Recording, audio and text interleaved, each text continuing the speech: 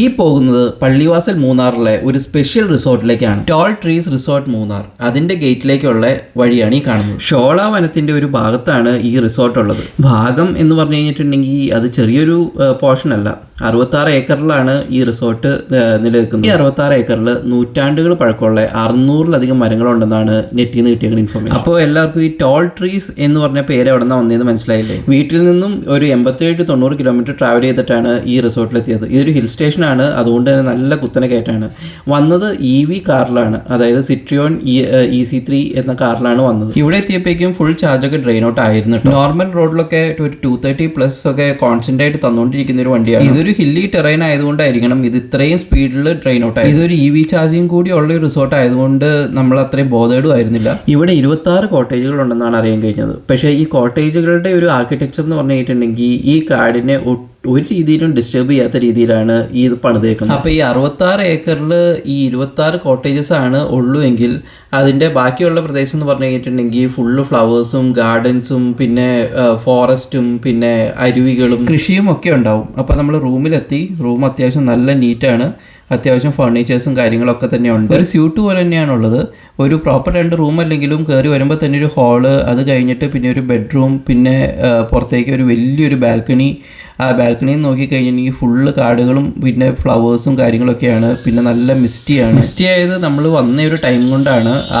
നമ്മൾ വന്നതെന്ന് പറഞ്ഞു കഴിഞ്ഞാൽ കുറച്ച് മഴയുള്ളപ്പോഴാണ് നമ്മൾ വന്നത്. നിങ്ങളിപ്പോൾ ഈ മുന്നിൽ കാണുന്ന ഒരു കൈയുടെ വലിപ്പമുള്ള പൂവ് ബ്രുക്മാൻസിയ എന്ന ചെടിയിലുള്ള ഒരു പൂവാണ്. ഏഞ്ചൽസ് ട്രംപറ്റ് എന്നാണ് ഇതിനെ കോമൺ ആയിട്ട് വിളിക്കുന്നത്. പിന്നെ ഈ ചെടിയുടെ പ്രധാനമായും നിങ്ങൾ അറിഞ്ഞിരിക്കേണ്ട ഒരു പ്രത്യേകത എന്താണെന്ന് വെച്ചിട്ടുണ്ടെങ്കിൽ ഇതൊരു വിഷച്ചെടിയാണ്. അതുകൊണ്ട് കുട്ടികൾക്കോ പെറ്റ്സിനോ ഒന്നും തന്നെ ഇത് കൊടുക്കരുത്. ഇതിന്റെ പൂവും കായും ഇലയും ഒക്കെ വിഷമാണ്. ഉമ്മത്തിൻ കായ വിഷമാണെന്ന ചൊല്ലിലെ ഉമ്മത്തിന്റെ ഒരു സൗത്ത് അമേരിക്കൻ നേറ്റീവ് വെറൈറ്റിയാണ് ഇത്. അപ്പോൾ 600-ൽ പരമുള്ള ടോൾ ട്രീസിലെ ഒരു ടോൾ ട്രീ ആണ് നിങ്ങളിപ്പോൾ ഈ കാണുന്നത്. ഭയങ്കര ബ്യൂട്ടിഫുൾ ആണല്ലേ? അപ്പോൾ 66 ഏക്കറിൽ 26 റിസോർട്ടുള്ളൂ എന്ന് പറഞ്ഞു കഴിഞ്ഞിട്ടുണ്ടെങ്കിൽ തന്നെ നമുക്ക് മനസ്സിലാക്കാം ഇതിൻ്റെ ഒരു എക്സ്പെൻസ് മീറ്റ് ചെയ്യണമെങ്കിൽ ഈ റിസോർട്ടിൻ്റെ ഒക്കെ പ്രൈസ് അത്രയും ഹൈ ആയിരിക്കും. പക്ഷേ വരുന്നവർക്ക് കിട്ടുന്ന ഒരു ബെനിഫിറ്റ് എന്താണെന്ന് വെച്ച് കഴിഞ്ഞിട്ടുണ്ടെങ്കിൽ അത്ര ക്രൗഡഡ് ആയിരിക്കില്ല. ഭയങ്കര ശാന്തവും സമാധാനവും ഉള്ള ഒരു ഏരിയ ആയിരിക്കും. പിന്നെ അത്യാവശ്യം ഭയങ്കര ഒരു പ്രൈവസി കിട്ടും. പിന്നെ കാടിൻ്റെ ഉള്ളിൽ താമസിക്കുന്ന ഒരു നല്ല ഫീല് കിട്ടും. പക്ഷേ എന്നാലും സേഫും ആയിരിക്കും. പിന്നെ വലിയ പ്രശ്നങ്ങളൊന്നും ഉണ്ടാവത്തില്ല. നല്ല ക്വയറ്റാണ്, കാമാണ്. കാം എന്ന് പറഞ്ഞു കഴിഞ്ഞിട്ടുണ്ടെങ്കിൽ ശബ്ദം ഒട്ടും ഇല്ലായകയില്ല. നല്ലോണം ചീവിടിൻ്റെ ശബ്ദമുണ്ട്. അതുമാത്രമല്ല നല്ല കോടമഞ്ഞുമുണ്ട്. പക്ഷേ അത് തന്നെയാണ് ഇതിൻ്റെ ബ്യൂട്ടി.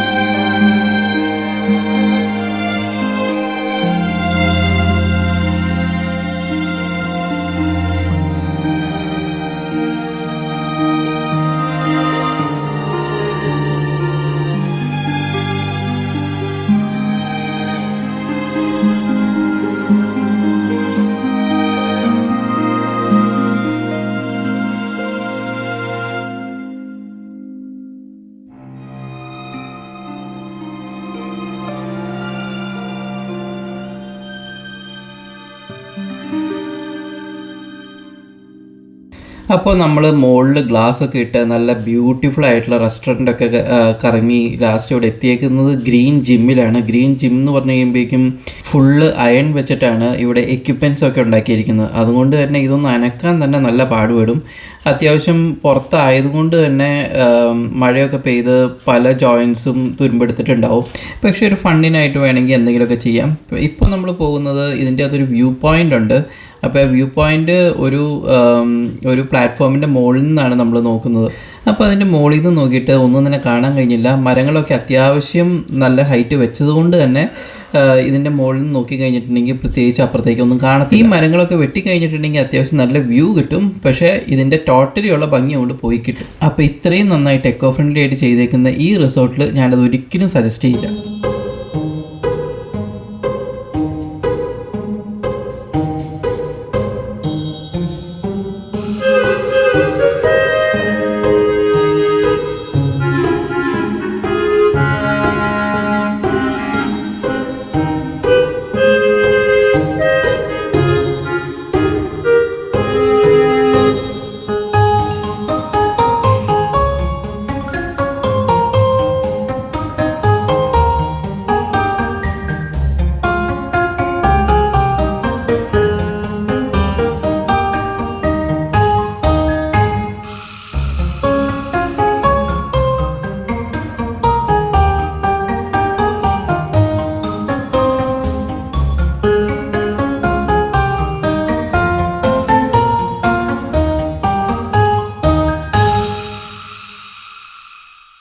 അപ്പോൾ റെസ്റ്റോറൻറ്റിനോട് കണക്റ്റഡ് ആയിട്ടുള്ള ഒരു ബിൽഡിംഗ് ഉണ്ട്. അപ്പോൾ അവിടെയായിട്ടാണ് ഈ ഫോട്ടോസൊക്കെ ഇത്രയും പ്രദർശിപ്പിച്ചേക്കുന്നത്. മൂന്നാറിൻ്റെ ഒരുവിധമുള്ളൊരു ഹിസ്റ്ററി മൊത്തം ഇതിൽ നിന്ന് വായിച്ചെടുക്കാം. ബ്രിട്ടീഷ് ടൈമിൽ അവരെടുത്തേക്കുന്ന ഫോട്ടോസും അവർ കൊണ്ടുവന്നേക്കുന്ന ഡെവലപ്മെൻറ്റ്സും ഒക്കെ ഇതിൻ്റെ അകത്തുണ്ട്. ചില ഫോട്ടോസിൻ്റെ താഴെ അതെന്താണെന്നുള്ളത് സ്പെസിഫിക്കലി കൊടുത്തിട്ടുണ്ട്, ചിലതിൻ്റെ താഴെ അത് കൊടുത്തിട്ടില്ല. ഇപ്പം ഇതിൻ്റെ നോക്കിക്കഴിഞ്ഞാൽ ഇത് ദി ജനറൽ. അപ്പോൾ മൂന്നാറിലുള്ള ബ്രിട്ടീഷ് ട്രീ പ്ലാന്റിംഗ് കമ്പനിയുടെ ജനറൽ ഹെൻറി മാൻസ്ഫീൽഡ് നൈറ്റ് താമസിച്ചിരുന്ന കെട്ടിടമാണ് കണ്ടത്. പിന്നെ ഇപ്പോൾ ഈ കഴിഞ്ഞ പോയ ട്രെയിനിൻ്റെ ഒക്കെ പടമുള്ള ഫോട്ടോ കുണ്ടല വാലി റെയിൽവേ എന്ന് പറയുന്ന ഹൈ റേഞ്ച് ലൈറ്റ് റെയിൽവേ ആണ്. ഹൈ റേഞ്ചിൽ നിന്ന് താഴേക്ക് ടീ ലീവ്സ് എത്തിക്കാനായിട്ട് GS ഗിൽസ് ഡിസൈൻ ചെയ്തേക്കുന്ന റെയിൽവേ ആണ്. ഈ ഫോട്ടോ എടുത്തേക്കുന്നത് 1924. ഈ കാണുന്ന ഫോട്ടോ കുണ്ടലി ക്ലബ്ബാണ്. ബ്രിട്ടീഷുകാരുടെ കാലത്ത് എസ്റ്റാബ്ലിഷ് ചെയ്ത് ഇപ്പോഴും ഉള്ള ഒരു ക്ലബ്ബാണിത്. പള്ളിവാതൽ ഹൈഡ്രോ ഇലക്ട്രിക് പ്രോജക്റ്റ് പണി നടന്നുകൊണ്ടിരിക്കുന്നതിന്റെ ഇടയിലുള്ള ഫോട്ടോയാണിത്. അപ്പോൾ ഈ മോട്ടോർ സൈക്കിൾ ഇരിക്കുന്ന കക്ഷിയാണ് എറിക് ഹെർബർട്ട് ഫ്രാൻസിസ്. 19th സെഞ്ചുറിയിലെ ഒരു ബ്രിട്ടീഷ് ടീ പ്ലാന്റർ ആയിരുന്നു. ഈ കാണുന്ന മൂന്നാർ ഫ്ലഡ് 1924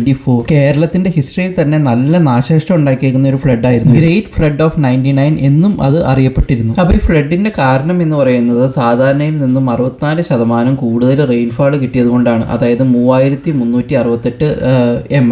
അപ്പോൾ ജൂലൈ 1924 നടന്നേക്കുന്ന ഈ റെയിൻഫാളിൽ കുറേ നാശനഷ്ടങ്ങൾ ഉണ്ടായിട്ടുണ്ട്. നേരത്തെ പറഞ്ഞ കുണ്ടല റെയിൽവേ ഉൾപ്പെടെ പല ചർച്ചസ്, ബിൽഡിങ്സ്, പാലങ്ങൾ എല്ലാം തന്നെ തകർന്നുപോയി. അന്നത്തെ ആനമുടിയുടെ ഫോട്ടോയാണ് ഇപ്പോൾ കഴിഞ്ഞു പോയത്. കുണ്ടല വാലി റെയിൽവേ ആണ് ഈ കാണുന്നത്. അപ്പോൾ നമുക്ക് 1924 റെയിൻഫാളിലേക്ക് തിരിച്ചു വരാം. പ്രോപ്പർട്ടീസും കൃഷിയൊക്കെ കൂടാതെ തന്നെ 1000 പേരുടെ ജീവനും ആ റെയിൻഫാൾ എടുത്തു. പക്ഷേ ആ റെയിൻഫാൾ കാരണം 1931 എറണാകുളം ടു മൂന്നാർ റോഡിന്റെ കൺസ്ട്രക്ഷൻ സ്റ്റാർട്ട് ചെയ്തു. അപ്പോൾ അന്ന് മുതലേ നാച്ചുറൽ ഡിസാസ്റ്റേഴ്സ് മൂന്നാറിൽ വളരെ കോമൺ ആയിരുന്നു. ഈ കാണുന്നത് ആനമുടി പീക്കാണ്. അപ്പോൾ ഒരുപാട് ബ്രിട്ടീഷുകാരുടെ ടൈമിലുള്ള ഹണ്ടിങ് ഫോട്ടോസ്, അതായത് കടുവയെ ഹണ്ട് ചെയ്യുന്നത്, നമ്മുടെ കാട്ടുപോത്തിനൊക്കെ ഹണ്ട് ചെയ്യുന്ന ഫോട്ടോസ്, പിന്നെ ആ ടൈമിൽ കുണ്ടല ക്ലബിന്റെ മുന്നിൽ എല്ലാ മെമ്പേഴ്സും കൂടി ഇരുന്ന ഫോട്ടോസ്, എല്ലാവരും തന്നെ ബ്രിട്ടീഷുകാരാണ്. പിന്നെ കുണ്ടല റെയിൽവേ ഒരു മെയിൻ പ്രൊജക്റ്റ് ആണെന്ന് തോന്നുന്നു, കാരണം അതിന്റെ ഫോട്ടോസ് ഒരുപാട് നമ്പേഴ്സ് ഉണ്ട്. പിന്നെ NS കോളിന്റെയും മിസ്സസ് കോളിന്റെയും ഫോട്ടോസ് ആണ് ഇപ്പോൾ കഴിഞ്ഞു പോയത്. അത് ആരാണെന്ന് കൃത്യമായിട്ട് അറിയത്തില്ല. പിന്നെ ഈ കാണുന്നത് ഫാക്ടറി ബോയിലർ ആണ്, അത് കയറ്റിക്കൊണ്ട് പോകുന്നതാണ്. ഇത് അരുവിക്കാട് ഫാക്ടറി 1937 എടുത്തേക്കുന്ന ഫോട്ടോ.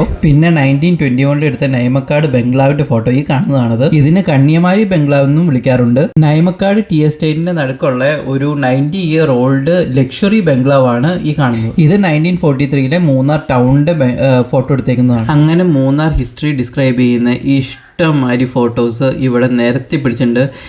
അത് കൂടാതെ ഒരു പ്ലേ ഏരിയ കൂടിയാണ്, കാരണം ഇവിടെ ഈ ചിൽഡ്രൻസിൻ്റെ കുറച്ച് ഫൂസ്ബോൾ അങ്ങനെയുള്ള സംഭവങ്ങൾ ഒക്കെ ഇവിടെ തന്നെയുണ്ട്. അതുകൂടാതെ ഇത്രയും ഫോട്ടോസും ഉണ്ട്.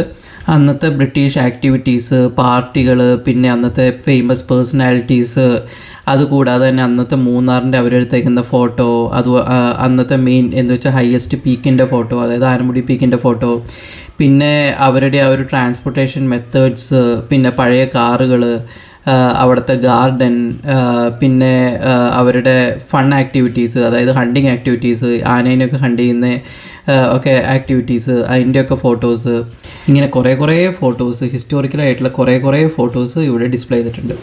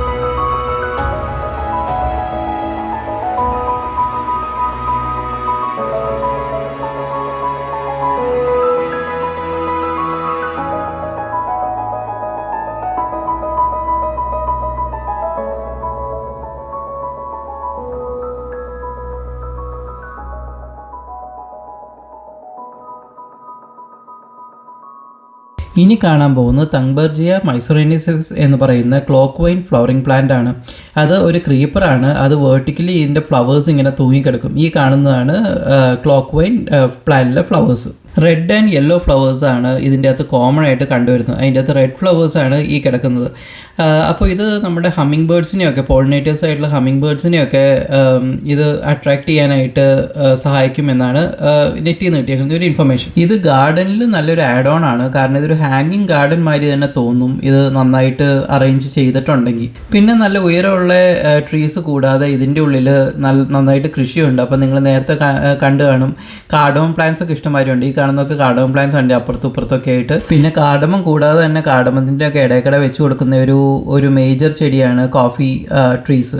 അപ്പോൾ ഈ കോഫി ട്രീസും ഇഷ്ടംമാതിരി ഇവിടെ നമ്മൾ കണ്ടിട്ടുണ്ട്. അപ്പോൾ നമ്മൾ ഈ കയറി പോകുന്ന സ്റ്റെപ്സൊക്കെ കണ്ടറിയാം ഇത് മോസസ് ഒക്കെ പിടിച്ചാണ് ഇരിക്കുന്നത്. അതുകൂടാതെ തന്നെ പാറക്കല്ലിലൊക്കെ കൊത്തിയെടുത്ത മാതിരിയാണ് ഇത് കാണുന്നത്. അതിൻ്റെ ഇടയ്ക്കിടെയൊക്കെ തന്നെ നമ്മുടെ പഴയ ഒരുപാട് സെഞ്ചുറീസ് പഴക്കമുള്ള മരങ്ങൾ കാണാം. പിന്നെ ആ നിൽക്കുന്ന റെഡ് ഫ്ലവേഴ്സ് എന്ന് പറയണത് ബ്രസീലിയനായ സാൽവിയ സ്പ്ലെൻഡൻസ് ആണ്. അതിനെ സ്കാർലെറ്റ് സേജ് എന്നും വിളിക്കുന്നുണ്ട്. അപ്പോൾ ഈ വഴികളുടെ തന്നെ രണ്ട് സൈഡിലും ഇത് വെച്ച് കഴിഞ്ഞിട്ടുണ്ടെങ്കിൽ അത് ഒരു പ്രത്യേക ബ്യൂട്ടി തന്നെയാണ്. കാരണം ഇതിൻ്റെ ഇല എന്ന് പറഞ്ഞു കഴിഞ്ഞാൽ ഭയങ്കര ഡാർക്ക് ഗ്രീൻ ഇലയാണ്. കൂടാതെ ഫ്ലവേഴ്സ് ഭയങ്കര ബ്രൈറ്റ് റെഡ് ഫ്ലവേഴ്സ് ആണ്. പിന്നെ ഇതിൻ്റെ വേറെ ഗുണം എന്താണെന്ന് വെച്ച് കഴിഞ്ഞാൽ ഇത് ഹമ്മിങ് ബേർഡ്സ്, ബട്ടർഫ്ലൈസ് എന്നീ വൈൽഡ് ലൈഫിനെയൊക്കെ ഇത് അട്രാക്ട് ചെയ്യും. അത് ഒരു ആഡഡ് അഡ്വാൻറ്റേജ് ആണ്. അപ്പോൾ അത് കഴിഞ്ഞുകൊണ്ട് കയറി ചെല്ലുമ്പോഴേക്കും നമുക്ക് ഊഞ്ഞാലുകളൊക്കെ കാണാം. പിന്നെ അത് കൂടാതെ തന്നെ കല്ലിൽ തന്നെ കൊത്തി വെച്ചേക്കുന്ന കുറച്ച് ബെഞ്ചസ് കാണാം. അപ്പോൾ അതൊക്കെ ഒരു നല്ല രസമുണ്ട്. പിന്നെ അതിൻ്റെ നടുക്കായിട്ട് തന്നെ ഒരു തുളസിത്തറ മാതിരി ഒരു സംഭവം ചെയ്തു വെച്ചിട്ടുണ്ട്. അത് പഴയ തുളസിത്തറ പോലെ തന്നെ ഉണ്ട് കണ്ടിട്ട്. അപ്പോൾ ആ കല്ലും കൊണ്ടുണ്ടാക്കിയ ബെഞ്ചിൽ ഇരുന്ന് കഴിഞ്ഞിട്ടുണ്ടെങ്കിൽ ഒരു പ്രത്യേക ഫീലാണ്. അതിൻ്റെ ആ സറൗണ്ടിങ്സ് ഒക്കെ ആയിട്ട് ഭയങ്കര കാമാണ് ആ ഒരു ടൈമിൽ. മാനം മുട്ട ഉയർന്നു നിൽക്കുന്ന മരങ്ങളും അതിൻ്റെ അകത്ത് ചുറ്റുമുള്ള ചെറിയ ചെടികളും എല്ലാം കൂടെ കൂടി നല്ല രസമുണ്ട്. ഇത് പണ്ട് ഒരു ആണെന്ന് തോന്നുന്നു. ഇതൊരു കാവ് പോലെ തന്നെയുണ്ട്. വിളക്കുകളും എല്ലാം വെച്ചിട്ട് കല്ലും കൊണ്ടുണ്ടാക്കിയേക്കണ ചെറിയ നടപ്പാതകളും നല്ല രസമുണ്ട് ഈ ഒരു പ്രദേശം കാണാനായിട്ട്. പിന്നെ അത്യാവശ്യം നന്നായിട്ട് കാർഡമം പ്ലാന്റേഷനും ഉണ്ട്.